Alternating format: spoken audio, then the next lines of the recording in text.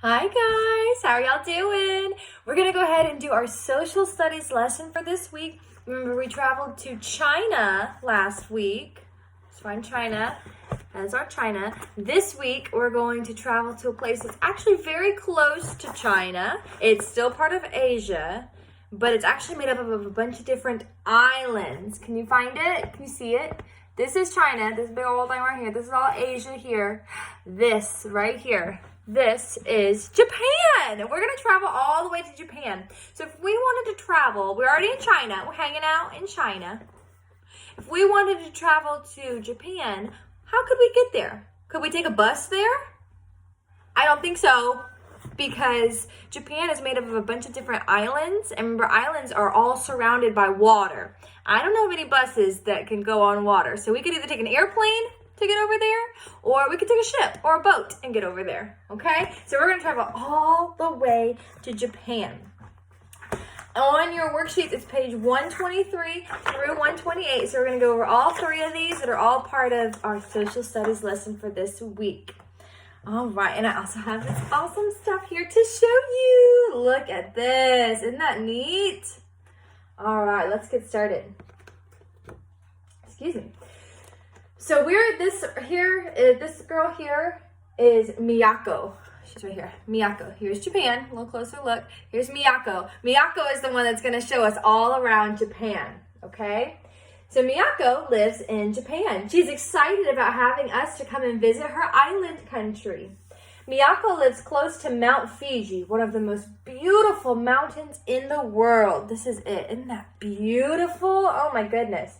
It is snow on it most of the time, but in the summer, people are allowed to climb to the top. You can see for miles and miles from there. Before we leave Japan, we will see many more mountains. There are so many mountains in Japan that there is not enough land for farming. These farmers have a clever way to get more land, however. They cut steeps going up the sides of their mountains and plant crops on the steps. This is called terracing. The Japanese grow many good things, especially a lot of rice, because they eat rice every day. The farmers flood their rice fields with water. Rice has to have wet fields to grow well, so they have to flood them with a bunch of water because that's how the rice grows really well. Miyako will take us to see Tokyo. That's Tokyo there. Tokyo is one of the largest cities in the world. Someone pushes us as we start to get on a crowded train. So your first thought is, someone is pushing me. That is rude, but that's actually not the case here in Japan. So Miyako explains that the pushers are not being rude.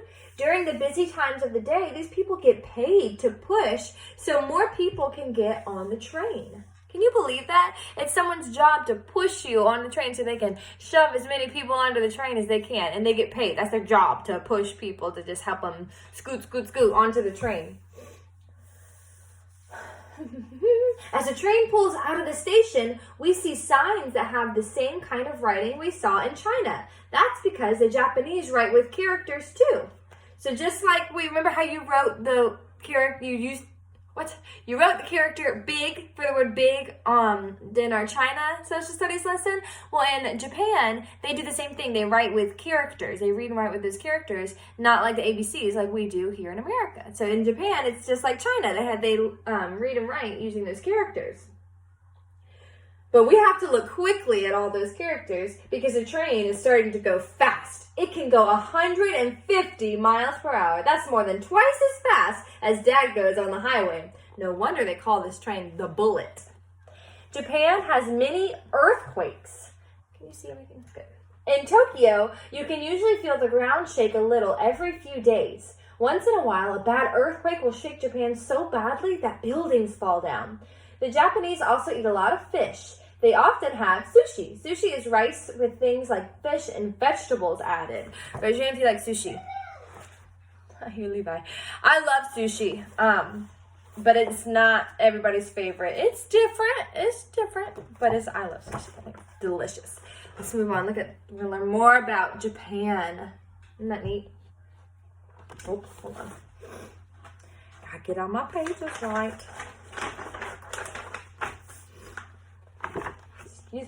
So Miyako has invited us to have lunch with her. We will take off our shoes at the door because the Japanese people do not wear shoes inside. Miyako will give us slippers to wear. We sit on cushions around a table with short legs. Soon we are eating sushi and drinking green tea. The sushi is made from rice and fish and vegetables. We will get more practice eating with chopsticks because the Japanese eat with them too. In Japan, it is good manners to slurp your soup loudly. Can you believe that? In America, if you were slurping your drink, slurping your soup, that would be rude. That's not very good table manners. But in Japan, that's actually good table manners, and it's a sign to your hostess that you're enjoying your food. Isn't that interesting? The Japanese often dress in kimonos for special days, but most of the time they wear clothes just like ours. Some Japanese live in apartments and homes that look like ours, but many live in homes like Miyako's. The inside walls in Miyako's house are made of paper. They can slide them open or close them to make the rooms bigger or smaller. Can you see him on here? You can kind of see him there. Isn't that cool? They do not sleep on beds like ours. They sleep on a futon. A futon is like a warm padded comforter. Some Americans are sleeping on futons now too. Japanese homes have beautiful gardens. Many have fountains and koi fish in their garden ponds. Look at this one. Look at that Japanese garden there. Isn't that beautiful? And there's some of the koi fish in the koi pond. When we went to the zoo, a lot of us saw in the Asia area of the zoo, they have beautiful gardens back there and beautiful koi fish and all kinds of fish in the different ponds and water. It was really, really beautiful. I can't imagine having something like that at my house. That's just so beautiful. Japanese children are taught to be very polite to their teachers at school. Miyako bows to her teacher when she comes to school in the morning and bows again when she leaves in the afternoon. Maybe you guys should start bowing to me. That sounds nice. You want to do that? You want to bow and curtsy? I'm just kidding. Maybe if we go to Japan. If I start teaching in Japan, we all move to Japan, then you have to bow to me whenever we go to class, okay? Right now, you don't have to worry about doing that because we're in America. It's okay. Miyako has a lot of homework to do. Japanese children work hard in school. Miyako practices a long time to make her writing look just right. Boys in Japan love to play baseball just as we do. Girls like softball. The children also enjoy other sports like swimming and volleyball. So they're very similar to us in America in that way, aren't they? So on your pages here for Japan, on page 123, it says, Miyako lives in Japan, a small country made up of islands. So it shows us there. Remember those islands? Remember, islands is land that's surrounded on all sides with water. So it's still a part of Asia, but it is made up of a bunch of different islands. This is Miyako. You can color Miyako when she's around. Look, you can see Mount Fiji back there. You can see her beautiful garden. Oh, it's so beautiful.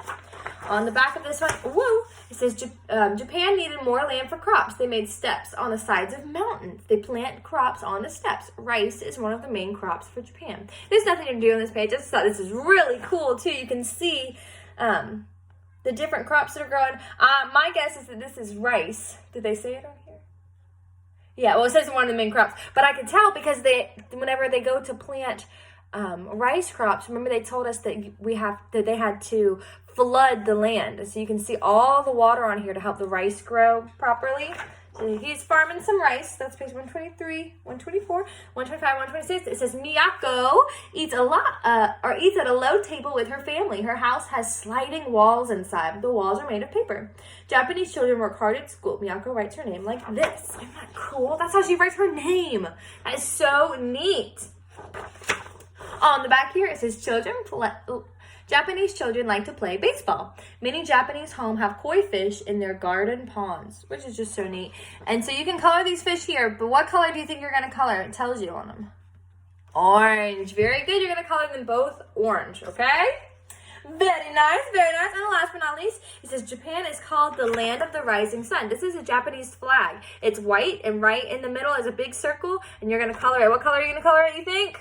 Red. Very good. You're going to color this whole circle red right here, okay? And that's the Japanese flag. This is pretty cool. It says the Japanese will make many of these and sell them to other countries. What is it? Can you take a guess of what that's going to be once you connect the dots?